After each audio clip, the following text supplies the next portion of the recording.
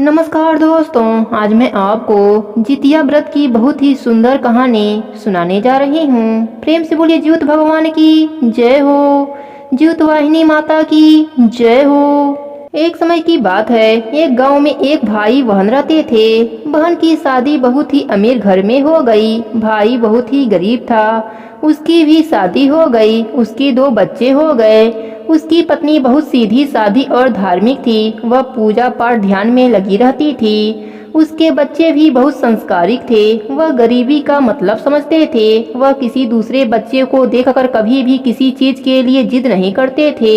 एक बार आश्विन का महीना आया। भाई को बाहर वाले से पता चला कि बहन के सास की बरखी है। भाई घर आकर अपने पत्नी से कहा कि मुझे बहन के घर जाना है। बहन की सास की अष्टमी को बरखी है। भाई की पत्नी ने कहा, कैसे आपको पता चला है, क्योंकि वहाँ से कोई बुलावा तो आया ही नहीं। भाई बात को छिपाते हुए कहा, अरे भाग्यवान, बुलावा आया था। जब मैं खेत में था तो वहीं एक आदमी आया था और वह वहीं से कहकर चला गया। पत्नी ने कहा, आपको तो पता ही है, अष्टमी के दिन जितिया का व्रत पड़ता है। आपको उसकी व्यवस्था करना है। फिर आप बहन के घर जाने के लिए कहाँ से व्यवस्था करेंगे? भाई ने कहा, हम किसी से उधार ले लेंगे। पत्नी ने कहा, ठीक है, जैसी आपकी मर्जी। फिर भाई ने जितिया व्रत का सारा इंतजाम कर देता है और जितिया की सुबह वह अपने बहन के घर जाने के लिए तैयार होता है। भाई की पत्नी ने चूड़ा और चीनी उसे रास्ते में खाने के लिए बांध देती है। भाई गांव के लोगों से उधार लेकर साड़ी और उस पर का पूरा श्रृंगार का सामान खरीद कर झोला में रख बहन के घर रवाना होता है। रास्ते में एक बड़ा सा पीपल का पेड़ आता है। भाई वहीं बैठकर आराम करता है और सोचता है, बहन तो बहुत ही अमीर है, खूब अच्छा अच्छा पकवान भी उसके घर बना होगा। अगर मैं यह चूड़ा खा लूंगा तो मेरा पेट भर जाएगा। ऐसा करता हूँ, इसको यहीं जमीन में गाड़ देता हूँ। ऐसा सोचकर उसने चूड़ा को वहीं जीवित बंधन बाबा का नाम लेकर मिट्टी खोदकर गाड़ देता है। फिर थैला उठाकर खुशी मन से बहन के घर जाता है। बहन के घर के गेट पर पहुंचकर भाई इधर उधर देखता है। तभी बहन की देवरानी उसे देख लेती है और दौड़कर बहन के पास जाती है। देवरानी बोलती है, जी आपके भाई आए हैं। बहन ने पूछा, किससे आए हैं और क्या लाए हैं? तब देवरानी बोलती है कि पुराने कपड़े पहने हैं, वह कई जगह से घिस गए हैं और पैदल आए हैं और हाथ में एक थैला लिया है। बहन बहुत ही घमंडी थी। उसने कहा, बाहर द्वार पर मेरे ससुर बैठे हैं, मुझे शर्म आती है। भाई से बोलो वह पीछे के दरवाजे से आए। फिर देवरानी भाई को पीछे के दरवाजे से लाती है। बहन भाई को देखकर बोली, भाई तुमको यहाँ आने की क्या जरूरत थी? देखो यहाँ के सारे रिश्तेदार आए हैं। तुमको इस हालत में देखेंगे तो मेरी कितनी बेइज्जती होगी, तुम्हारे जीजा जी का भी बेइज्जती होगा। तुम क्यों आए हो यहाँ पर? भाई तो अपने बहन का यह रूप देखकर सन खड़ा था। उसके मुंह से कुछ भी नहीं निकल रहा था। फिर बहन गुस्से से भाई का हाथ पकड़कर एक कमरे में बंद कर दिया। बेचारा भाई उस कमरे में रो रहा है और कह रहा है, हे भगवान, मैं गरीब हूँ, इसलिए मेरी बहन को मुझे देख शर्म आती है। हे भगवान, मेरी सगी बहन मुझे देख खुश नहीं हुई, बल्कि वह नाराज हो गई। क्या पैसा ही रिश्तों को संजोकर रखता है? भाई उस कमरे में रोता रहा। उसे पानी भी पीने को नहीं मिला। बेचारा भूखा प्यासा, एक तो अपने घर से पैदल आया था, रास्ते में भी उसने कुछ नहीं खाया और बहन के घर भी उसे एक लोटा पानी तक नहीं मिला। वह रो रो कर दरवाजा पीटता रहा, खोल दो, मुझे खोल दो, मुझे नहीं रहना तुम्हारे घर। उसकी रुदन सुनकर देवरानी को दया आ जाती है और उसने दरवाजा खोल दिया। तब तक रात के 12 बज चुके थे। वह किसी तरह अंधेरे में ही बहन के घर से भागा। बेचारा भूख प्यास से बेहाल, ऊपर से उसकी ही बहन द्वारा बेइज्जती। चांद की उजाले में चला जा रहा था। बहुत जोरों की भूख भी लगी थी और प्यास भी लगी थी। वह चलते चलते उसी पेड़ के पास आया जहां उसने चीनी और चूड़ा गाड़ा था। उसने सोचा, उसी को खाकर अपनी भूख मिटा लूंगा। वह रो रो कर जमीन खोदने लगा। ज्योत भगवान की कृपा से वह चूड़ा और चीनी सोना, चांदी और हीरे में बदल गए थे। वह आश्चर्य से देखने लगा। वह समझ गया कि यह सब भगवान का चमत्कार है। वह बेचारा भाई अपने फटे पुराने पगड़ी में उनको बांधा और भगवान का जयकारा लगाते हुए अपने घर की ओर चल दिया। घर आते आते उसे सुबह हो गया। उस समय पत्नी घर में झाड़ू लगा रही थी। उसने अपने पति को देखा तो बोली, अरे जी, इतनी सुबह कैसे आ गए? भाई बहाना बनाते हुए बोला, तुम और बच्चे अकेले थे, इसलिए खा पी कर बहन के घर से चल दिया। मुझे बहुत प्यास लगी है, जाओ पानी लाओ। पत्नी जल्दी से पानी लाई। तब तक बच्चे जग गए। बोले, पिताजी आप बुआ के घर से आ गए। मेरी बुआ हमें खाने के लिए क्या दिया है?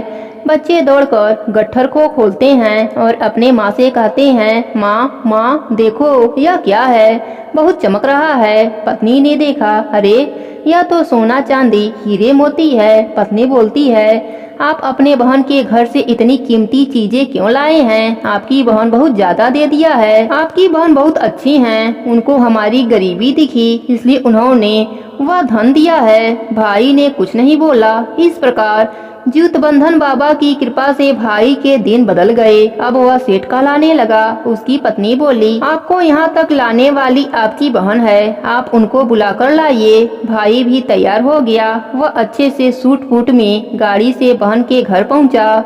बहन की देवरानी ने देखा और फिर दौड़कर बहन के पास गई और बोली, जीजी आपके भाई आए हैं। बहन ने कहा, क्या पहना है और किससे आए हैं? देवरानी ने कहा, सूट बूट पहनकर गाड़ी से आए हैं। बहन ने कहा, भाई से कहो मेन दरवाजे पर आए। देवरानी ने भाई को मेन दरवाजे पर आने के लिए बोला। भाई आया तो बहन ने भाई की आरती उतारी, चाय पिलाई, पकवान खिलाया। भाई ने कहा, बहन मैं तुम्हें लेने आया हूँ। बहन ने कहा, ठीक है भाई, मैं तैयार हो जाती हूँ। इस प्रकार भाई बहन को लेकर अपने घर आता है। भाई का घर देखकर बहन बहुत खुश होती है। भाभी अपने ननद की खूब सेवा सत्कार करती है। ननद जो जो फरमाइश करती है भाई और भाभी पूरा करते हैं। भाभी को लगता था यह सब मेरी ननद के वजह से मिला है। बहन ने कहा, भाई मुझे जूती चाहिए। भाई ने मोची से कहकर बोलने वाली एक जूती बनवाई। जूती में मेहनत कलाकारी हुई थी। वह बहुत ही सुंदर था। जूती देखते ही बहन खुश होकर पहन लिया। बहन जूती पहनकर चलने लगी तो उसमें से आवाज आती है। गरीब भाई की अमीर घमंडी बहन रुक जाती तो आवाज भी बंद हो जाती, फिर चलती तो फिर से वही आवाज आती। गरीब भाई की अमीर घमंडी बहन। बहन को सब याद आता है और वह सोचती है, मेरे पास धन था तो मैं भाई के साथ कैसा व्यवहार किया था। आज भाई के पास इतना धन है तो वह मुझे सब कुछ देने के लिए तैयार है, मेरी सेवा भी खूब करता है। यही सब बातें सोचकर वह रोने लगी। भाभी ने उससे रोने का कारण पूछा तो बहन ने सारी बात बताई और कहा, भाभी मैं सच में बहुत घमंडी हूँ, इसलिए तो मेरे अभी तक बच्चे नहीं हुए हैं। यह कहकर वह भाई और भाभी से क्षमा मांगने लगी।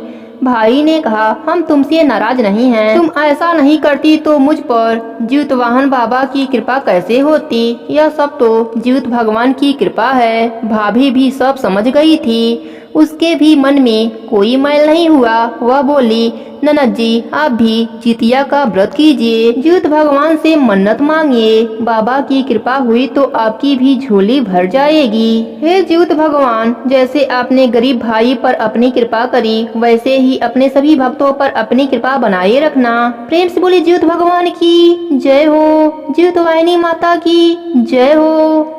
दूसरी कथा के अनुसार एक समय की बात है, एक गांव में एक वैश्य का परिवार रहता था। उनके पास धन धन आदि की कमी नहीं थी। उनके 2 पुत्र हुए। समय आने पर दोनों पुत्रों की शादी हो गई, लेकिन बड़ी बहू को बच्चे पैदा नहीं हुए और छोटी बहू को एक पुत्र पैदा हुआ। छोटी बहू के प्रति उसके सास ससुर का प्यार अधिक बढ़ गया। इस बात से बड़ी बहू जलने लगी। घर के कामों को भी बहुत कम किया करती थी। हर बात में छोटी बहू को खड़ी खोटी सुनाती रहती थी। पर छोटी बहू बहुत अच्छे संस्कारों वाली थी।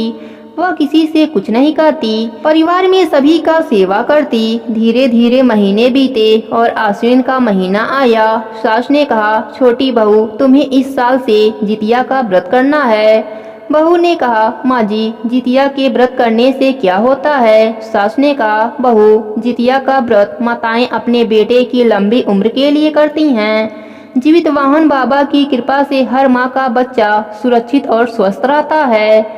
छोटी बहू ने कहा, ठीक है माँ जी, आप मुझे सारे नियम बता दीजिए, मैं भी आपके साथ व्रत करूंगी। फिर सास ने बड़ी बहू से भी कहा, बहू तुम भी व्रत को उठा लो, भगवान की कृपा हुई तो तुम्हें भी पुत्र की प्राप्ति हो जाएगी। बड़ी बहू ने कहा, नहीं माँ जी, जब तक भगवान मुझे पुत्र नहीं देंगे तब तक मैं व्रत नहीं करूंगी। सास ने कहा, ठीक है बहू, तुम व्रत मत करो, लेकिन हमारे साथ घाट पर चलकर मन्नत मांग लेना। पर बड़ी बहू ने कुछ भी नहीं करने के लिए बोल दिया। इस प्रकार जितिया व्रत का दिन भी आ गया।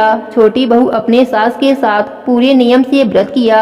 जब शाम को सभी व्रती स्नान करने जाने लगे तो सास बहू भी स्नान करने गए। उस गांव के बाहर एक पोखरा था, उसके कुछ दूर पर एक नदी थी, इसलिए सभी लोग नदी घाट पर स्नान करने जाते थे। और पोखरे के घाट पर अरियार बरियार का पेड़ था, तो वहां से स्नान करके आकर अरियार बरियार हिलाते और उसकी पूजा करते और वहीं बैठकर कथा कहानी सुनते। इस प्रकार सास बहू भी नदी स्नान करने चले गए और इधर बड़ी बहू ने बच्चे को घर में अकेला पाकर उसके टुकड़े टुकड़े कर दिया और पोखरे में ले जाकर फेंक दिया और घर आकर चद्दर तानकर सो गई। उधर सास बहू जब नदी स्नान करने के बाद पोखरे पर अरियार बरियार हिलाने आई तो बहू पोखरे की सुंदरता देखने लगी। तभी उसको एक पुरैने के पत्ते पर बच्चा खेलता हुआ दिखा। उसने अपने सास से कहा, माँ जी, आप पोखरे के बीच में देखिए, कोई बच्चा दिख रहा है। तब तक और लोग भी उस बच्चे को देखे। सभी कहने लगे, पोखरे के बीच में बच्चा है, पोखरे के बीच में बच्चा है। आखिर यह बच्चा बीच पोखरे में कैसे आ गया? गांव के कुछ मर्द आए और पोखरे के अंदर से उस बच्चे को बाहर निकाल कर लाए। सास बहू ने जब पास से देखा तो उन्हें तो आश्चर्य का ठिकाना न रहा। यह तो हमारा बच्चा है। बहू ने कहा, माँ जी, मैंने तो बाबू को दूध पिलाकर सुलाकर आई थी, यह पोखरे में कैसे आ गया? सास भी हैरान थी। गांव की बुजुर्ग महिलाएं कहने लगी, जरूर तुम्हारे बच्चे को किसी ने पोखरे में लाकर फेंका होगा, या तो व्रतराज की कृपा है जो कि तुम्हारा बच्चा जीवित है। जीवित भगवान की ऐसी महिमा देखकर सभी लोग जीवित भगवान की जयकारा लगाने लगे। सास बहू बच्चे को लेकर जितिया व्रत की कथाएं सुनी। सुनने के बाद घर आई। सास ने बड़ी बहू को आवाज लगाया, बहू, ओ बहू। बहू तो पहले से ही नखड़ा बनाकर सोई थी। बिस्तर से ही बोली, माँ जी, मेरा तबीयत बहुत खराब है, मैं चल नहीं पा रही हूँ। तब तक छोटी बहू का बेटा तेज तेज से रोने लगा। बच्चे की आवाज सुनकर बड़ी बहू झट से उसके पास आई और बड़ी हैरान होकर बोली, बच्चा, यह बच्चा तुम्हारे पास कैसे आया? सास तो उसके व्यवहार को देखकर सब समझ गई। सास ने कहा, अच्छा, तो तुमने मेरे नाती को पोखरे में डाला था। डर के मारे बड़ी बहू ने सब कबूल कर लिया। घर के सभी लोग बहू को घर से निकालने लगे। सास ने कहा, बहू, तुम्हारे बच्चे नहीं हुए तो तुम तो डायन बन गई। बड़ी बहू सबसे क्षमा मांगने लगी। वह रो रो कर कहने लगी, माँ जी, मुझे क्षमा कर दीजिए, मैं ऐसी गलती नहीं करूँगी। मैं कहाँ जाऊंगी? सास ने कहा, जा कहीं मर जा, मुझे तुम्हारा चेहरा नहीं देखना। किस चीज की कमी थी जो तुमने इस बच्चे के साथ ऐसा किया? छोटी बहू ने कहा, माँ जी, आप जीजी को माफ कर दीजिए। जीवित भगवान की कृपा से अनहोनी नहीं हुई। जीजी भी माफी मांग रही हैं। बड़ी बहू छोटी बहू के पैर पकड़ लिया, बोली, छोटी, तू महान है, इसलिए तो भगवान ने तेरी झोली भरी और मैं पापन हूँ, इसलिए मुझे दुख दिया। छोटी बहू ने कहा, नहीं जीजी, आप भी जीवित भगवान से मन्नत मांगिए, भगवान की कृपा हुई तो आपको भी बच्चा होगा। छोटी बहू के कहने पर सभी ने बड़ी बहू को माफ कर दिया। बड़ी बहू ने जीवित भगवान से मन्नत मांगी। बड़ी बहू के पश्चाताप से उसके पाप धुल गए और कुछ महीनों बाद बड़ी बहू को एक पुत्र पैदा हुआ। घर में खुशियाँ छा गई। सभी लोग जीवित भगवान की जयकारा लगाने लगे। हे जीवित भगवान, जैसे आपने छोटी बहू के पुत्र की रक्षा करी, वैसे ही अपने सभी भक्तों के पुत्रों की रक्षा करना, सबको दीर्घायु बनाना। प्रेम से बोले जीवित भगवान की जय हो।